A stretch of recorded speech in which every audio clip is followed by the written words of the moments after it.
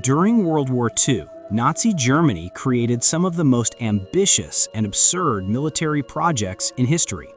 But none of them came close to the sheer insanity of what was supposed to become the heaviest tank ever built, the Landkreuzer P.1000 Ratte, a vehicle so enormous that even the engineers responsible for it admitted, privately, that it should never exist.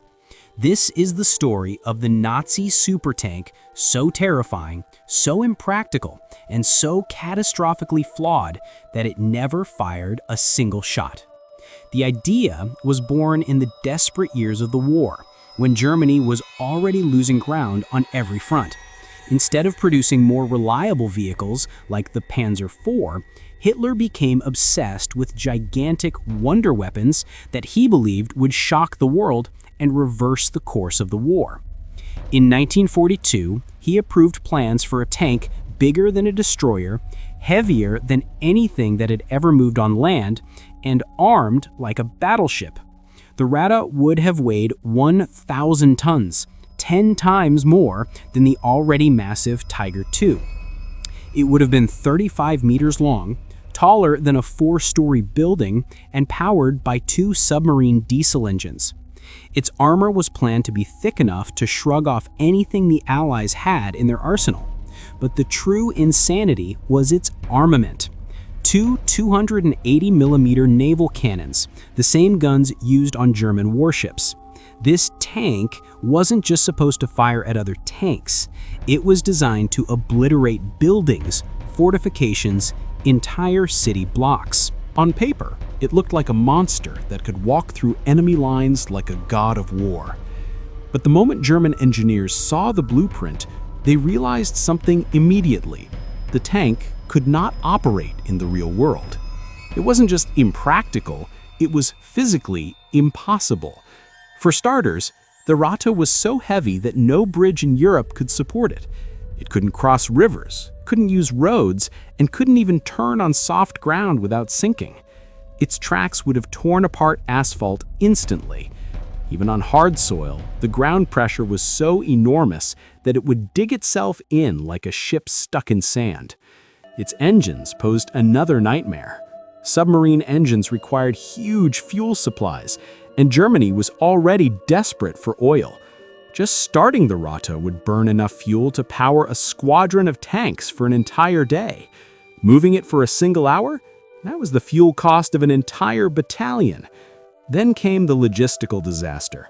The Ratte was taller than every railway tunnel, too wide for transport, and so large that it could be spotted from kilometers away.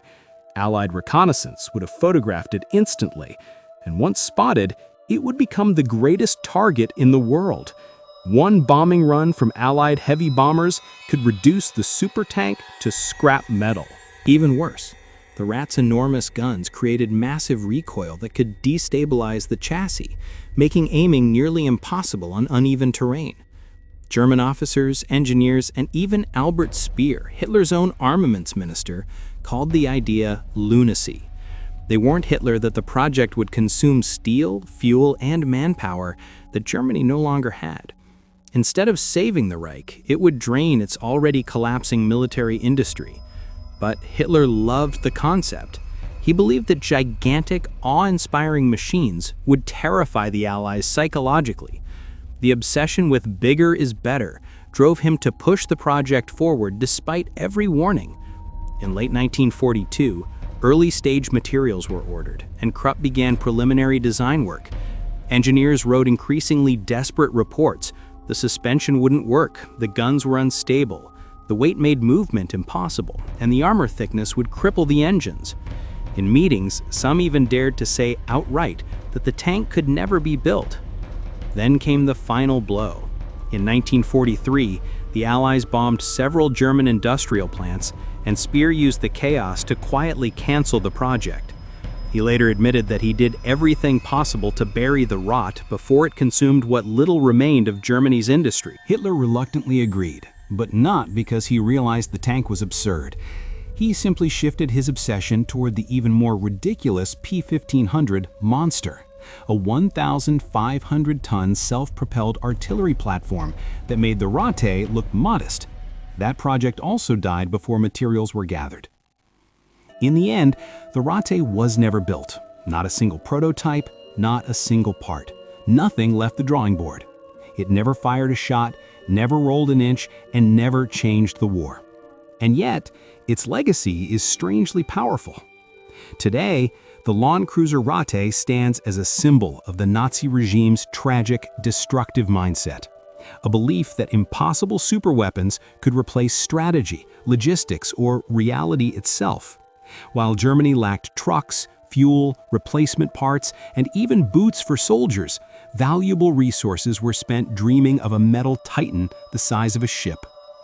The Ratte wasn't just a bad idea, it was a perfect symbol of Hitler's delusion. A monstrous machine that could never work, created at a time when Germany needed practicality more than ever. In the end, the Allies didn't need to destroy the Nazi super tech. The Germans themselves realized the truth. You can build a tank, you can even build a giant tank, but you cannot build a battleship for land. The Ratte died on paper, killed not by enemy fire, but by physics, logic, and reality.